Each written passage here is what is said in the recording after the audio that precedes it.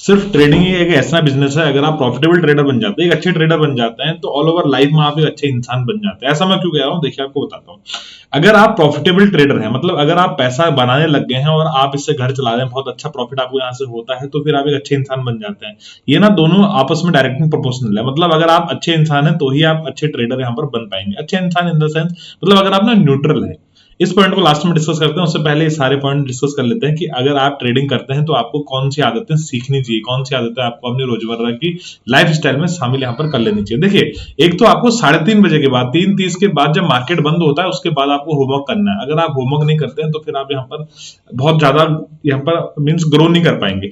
Daily analysis करनी है आपको कि आज मार्केट में मैंने क्या किया है, आज मार्केट में क्या हुआ था, और मार्केट में किस तरह से हमने ट्रेड किया, क्या हमारी स्ट्रेटेजी थी, हमारे स्टॉप लॉस या टारगेट किस किस कारणों से हिट हुई है, आपको डेली एनालिसिस करनी है। डेली एनालिसिस में ये भी पार्ट आता है कि कल मार्केट में क्या हो सकता है। डेली कैंडल का चार्ट लगाइए, आप देखिए कि डेली एनालिसिस में मार्केट में स्ट्रक्चर क्या बन रहा है। अभी मैं इसको चार्ट में भी समझा दूंगा कि किस तरह से मार्केट में स्ट्रक्चर बन रहा है, मार्केट बाइंग जोन में है, सेलिंग जोन में, या फिर कौन सी टेरिटरी में मार्केट इस समय ट्रेड कर रहा है। डेली एनालिसिस बहुत इंपॉर्टेंट है। हायर टाइम फ्रेम की एनालिसिस आपको हमेशा सबकॉन्शियस माइंड में आपके रहनी चाहिए कि मार्केट में आप ट्रेड तो 5 मिनट, 3 मिनट, 1 मिनट, 15 मिनट पे ले रहे हैं, लेकिन डेली एनालिसिस मार्केट में क्या सिनेरियो, ये आपको हमेशा याद रखना चाहिए।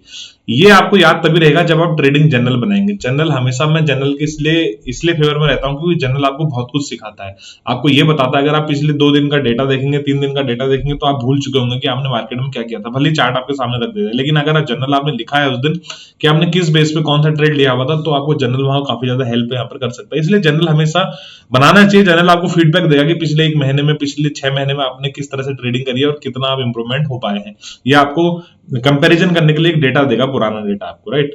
तीसरा पॉइंट है हमारा अवॉइड ओवर ट्रेडिंग। देखिए, ओवर ट्रेडिंग आपको नहीं करनी। ओवर ट्रेडिंग आप कब करेंगे, जब आप ट्रेड में लॉस में होंगे। जब भी आप ट्रेड में लॉस में होते हैं या प्रॉफिट में होते हैं, मैं हमेशा एक चीज कहता हूं कि अगर आपको लॉस हो गया, चाहे आपको प्रॉफिट हो गया, आप प्लस में माइनस में, आपको कुछ नहीं करना। सारी ड्रॉइंग्स अपने चार्ट से डिलीट करनी है। सारी ड्रॉइंग चार्ट से डिलीट करके 15 मिनट चार्ट लगाइए, फिर से आप ड्रॉइंग बनाना शुरू करिए, फिर से आप support resistance trend line draw कीजिए वहां पर। इससे ये होगा कि आप ओवर ट्रेडिंग से बच जाएंगे, चाहे लॉस है तो भी, क्योंकि आपका ना पूरा सिनेरियो चेंज होने वाला है। आप वहां पर एक मतलब स्विच करने वाले हैं अपने मूड को, है ना, अपना जो साइकोलॉजी से स्विच करने वाले हैं आप। जब तक आप पूरी ड्राइंग चेंज करते हैं, कुछ ना कुछ आपको नया वहां पर दिख जाएगा। मतलब जिस माइंडसेट के साथ आपको लॉस अभी तक हुआ था, वो फिर माइंडसेट आपका पूरा बदलने वाला है, उससे आप थोड़ी देर के लिए भूलने वाले हैं। इसलिए इस तरीके से आप यहाँ पर ओवर ट्रेडिंग को अवॉइड कर सकते हैं। जब भी आपको प्रॉफिट हो या लॉस हो, पूरी ड्राइंग डिलीट करिए, दोबारा से आप वहां पर चार्ट लगा सकते हैं। रिस्क मैनेजमेंट में हमेशा अपने वीडियो में बात करता हूँ कि रिस्क मैनेजमेंट यहाँ पर होना चाहिए।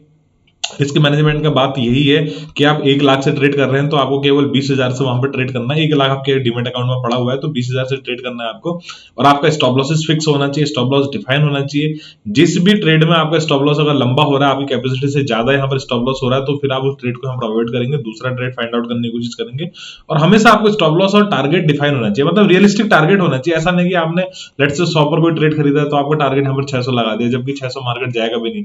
आपका टारगेट 130, 150 इस तरह से होना चाहिए। अगर आप 1:1, 1:2 पर प्ले कर रहे हैं तो उस हिसाब से आपका टारगेट यहाँ पर होना चाहिए। अगर आपके हिसाब से ट्रेड में टारगेट मिल रहा है तो ही ट्रेड कीजिए, अदरवाइज ट्रेड को अवॉइड यहाँ पर कर सकते हैं। क्योंकि देखिए, मार्केट आज भी है, कल भी है, परसों भी है। अगर आप कैपिटल सेव कर रहे हैं तो फिर आप यहाँ पर प्रॉफिट कर रहे हैं। कैपिटल सेव करना भी एक प्रॉफिट करना यहाँ पर होता है।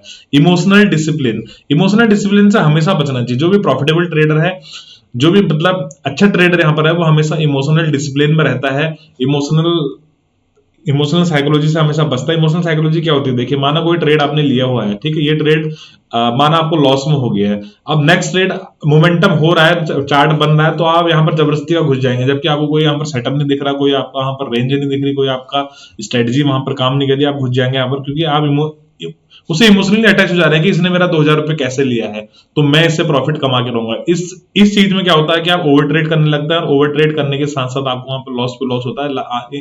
एट द एंड में आप वहां पर कैपिटल वाइप आउट कर देते हैं। जब कभी आपको प्लस में होता है ट्रेड, तो उस केस में क्या होता है कि आप अनाधुन रिस्क लेने लगते हैं कि अब तो भाई मैं 2,000 प्लस में हूं तो 2,000 पर रिस्क ले लूंगा। पता चला कि नेक्स्ट ट्रेड में आपको 4,000 लॉस होता है। ये 2,000 प्रॉफिट तो आपने गंवा ही दिया है, जो 2,000 प्रॉफिट भी गंवाने के साथ और 2,000 कैपिटल से आपको लॉस कर दिया है।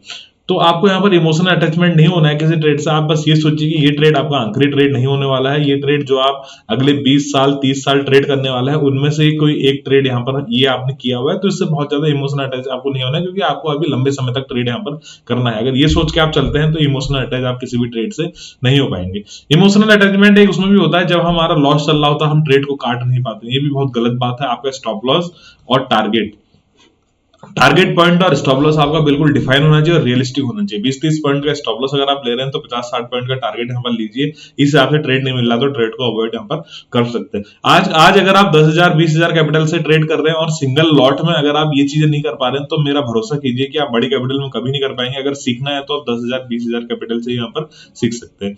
फिजिकल हेल्थ देखिए, मेडिटेशन करिए। अगर आप देखिए ना, जब आप मार्केट में होते हैं तो कई सारे विचार आपके दिमाग में चल रहे होते हैं, थॉट क्लैश कर रहे होते हैं आपस में, तो आप इसके लिए आप सुबह सुबह मेडिटेशन कर सकते हैं। मेडिटेशन से मन थोड़ा शांत होता है। और दूसरी बात, अगर आप अपने को न्यूट्रल रखेंगे, साधु मैं हमेशा कहता हूं ना कि साधु बन जाइए। साधु का मतलब ही ये होता है कि हमेशा अपने आप को न्यूट्रल रखना है। मार्केट में आपको बायस नहीं होना है किसी भी तरफ, ना अप साइड ना डाउन साइड की तरफ। मार्केट में आपको कुछ भी विचार आ रहे हो, लेकिन वो ट्रेड करना है जो मार्केट में आपको दिख रहा है, चार्ट जो शो कर रहा है वो आप यहाँ पर ट्रेड करिए। Trade what you see, not what you think, ये थॉट हमेशा आपको याद रहना चाहिए। फिजिकल हेल्थ अगर आपकी अच्छी होगी तो आप अच्छे ट्रेडर बन पाएंगे, और अच्छे ट्रेडर अगर आप बन पाएंगे तो एक अच्छे इंसान आप यहाँ पर बन जाएंगे। कहने का मतलब ये है कि अगर आप अच्छे ट्रेडर बनना चाह रहे हैं तो ऐसा नहीं कि आप यहाँ पर किसी भी लाइफ स्टाइल की तरह जी रहे हैं, मैं किसी भी तरह से जी रहे हैं, आप यहाँ पर प्रॉफिट बना ही लेंगे, ऐसा नहीं होता। आपको उसके लिए एक अपना मतलब न्यूट्रल माइंडसेट होना चाहिए, न्यूट्रल लाइफ स्टाइल यहाँ पर होना चाहिए। 100% पैसा यहाँ पर बनता है, 100% पैसा यहाँ पर आप बना सकते हैं। झटपट से एनालिसिस कर लेते हैं कि मार्केट में आज के दिन में क्या हुआ। उससे पहले डिस्कस करेंगे मार्केट में कल क्या हुआ था। देखिए, अभी आखिरी के समय में मार्केट ने ब्रेकआउट यहाँ पर दिया हुआ है हमें। कल का मैं आपको थोड़ा सा एक्सप्लेन कर देता हूँ। कल मैं व्यस्त था अपने काम से, इसलिए कल वीडियो नहीं बना पाया। पिछले 2-3 दिन से वीकेंड था, ईद की छुट्टी थी, संडे शनिवार था, तो काफी लंबे समय बाद आज वीडियो यहाँ पर मैं बना रहा हूँ। देखिए, कल मैंने वन एंड ओनली ट्रेड लिया था, सेंसेक्स में 300 के आसपास लिया था, 1300 का हाई लगाया था। हालांकि हमने 900 कुछ के आसपास यहाँ पर एग्जिट कर दिया था।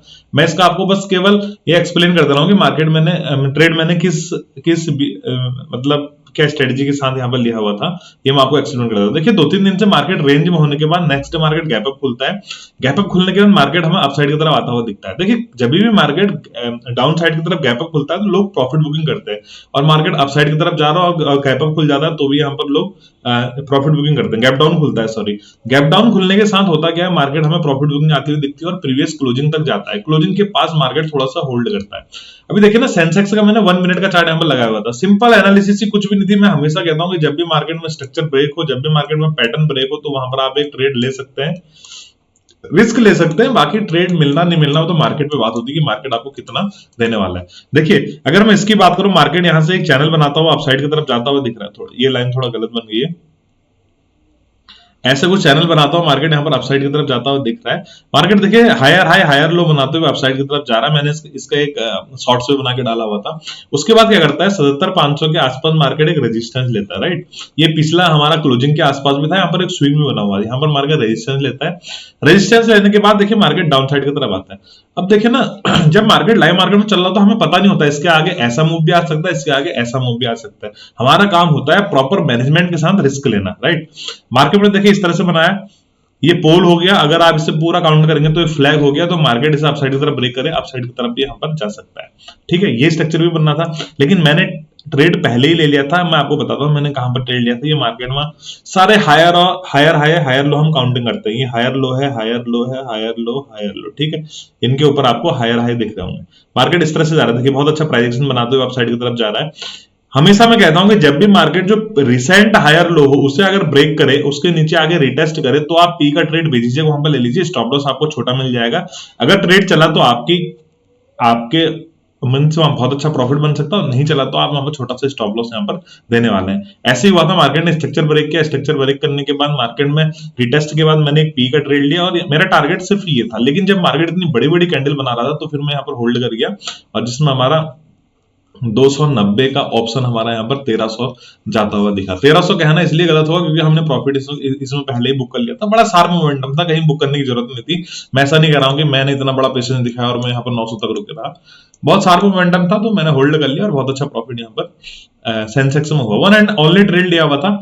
आज के दिन की बात बताता हूँ। देखिए अब आज के दिन में मार्केट में क्या हुआ, इससे मैं पहले 15 मिनट कर देता हूँ।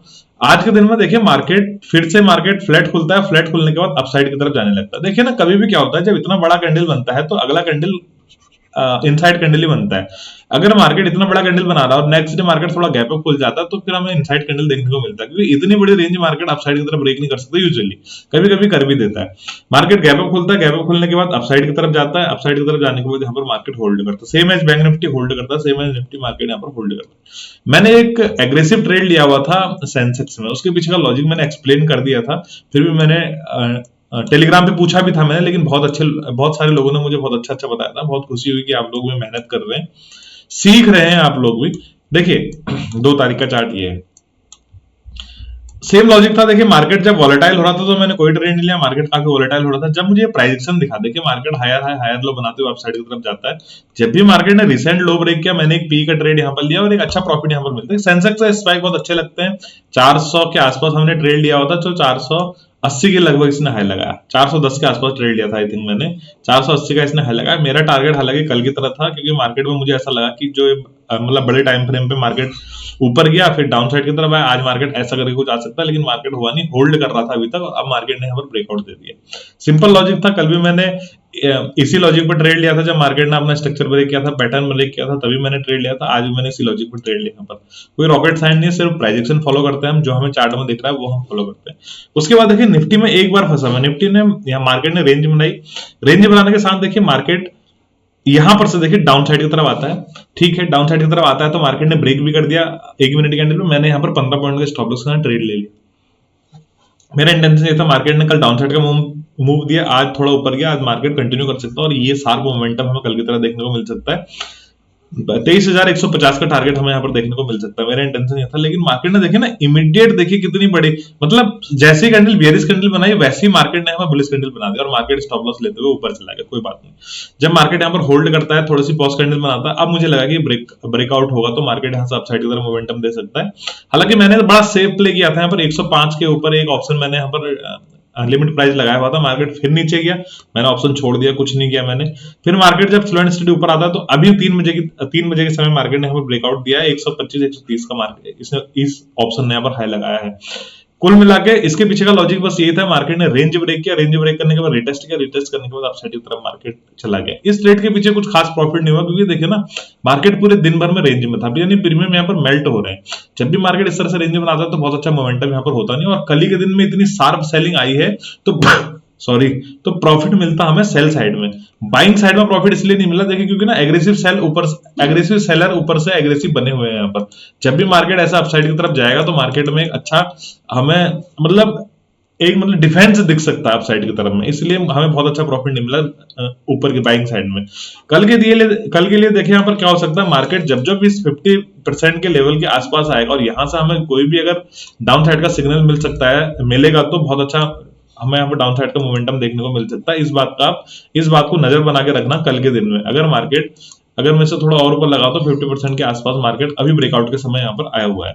अब मार्केट इस एरिया के आसपास अगर कोई बियरिश सिग्नल हमें देता है तो हमें ये लो टेस्ट होता हुआ दिख सकता है, आज का डे लो, और आने वाले समय में ट्रेंड हमें कंटिन्यू होता हुआ यहाँ पर दिख सकता है। अगर मार्केट ने इसके ऊपर सस्टेन कर दिया फिर समझो फिर ये पूरा ट्रेंड है, तो इसका अपसाइड का मोमेंटम हमें यहाँ पर फिर मार्केट ने बॉटम क्रिएट कर चुका है और मार्केट अपसाइड की तरफ यहाँ पर जाने वाला है। कल के दिन डिसाइड करेंगे प्राइजेक्शन क्या कहता है, प्राइजेक्शन के हिसाब से हम यहाँ पर ट्रेड करेंगे। दोस्तों लॉजिक अगर पसंद आए तो वीडियो को लाइक करिए, शेयर करिए, चैनल को सब्सक्राइब करिए। इसी तरह की ट्रेडिंग सीखने के लिए मेरे टेलीग्राम चैनल से जुड़ सकते हैं, लिंक है डिस्क्रिप्शन में।